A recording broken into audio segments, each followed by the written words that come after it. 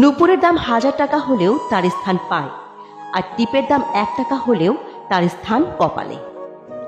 ইতিহাস সাক্ষী, লবণে কখনো পোকা ধরেনি, কিন্তু মিষ্টিতে প্রতিদিনই ধরে, আবার পিঁপড়েও ধরে। মানুষ সোজা পথে চলতে চায় না, বাঁকা পথে আগ্রহ বেশি।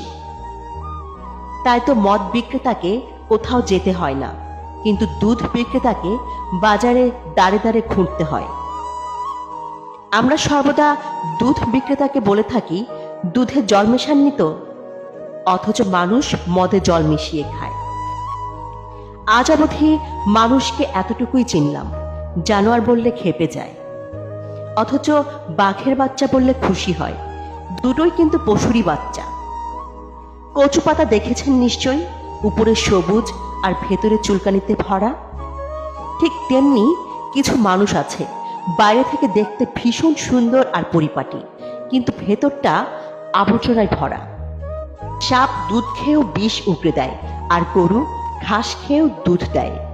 সুতরাং দোষটা খাবারের নয়, পার্থক্যটা স্বভাবের।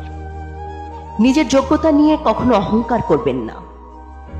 মনে রাখবেন, পাথর কিন্তু তার নিজের ওজনের জন্যই জলে ডুবে যায়। কি আজব এই দুনিয়া জানেন? যার চোখে ঘুম আছে তার কাছে ভালো বিছানা নেই,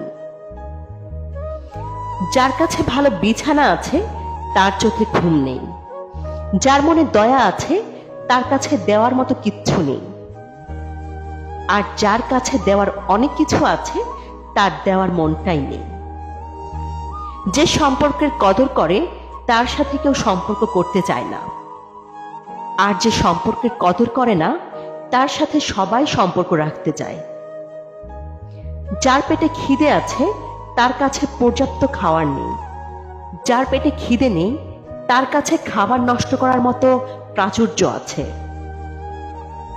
একটা কথা সব সময় মনে রাখবেন, ধনী আপনি চাইলেই হতে পারবেন, কারণ আজকালকার দুনিয়ায় পয়সা কামানো বিশাল কোনো ব্যাপার নয়।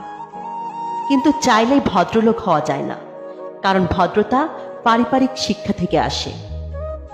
সেটা সবার নাও থাকতে পারে, তাই পারলে ভদ্রলোক হওয়ার চেষ্টাটা সবার আগে করবেন।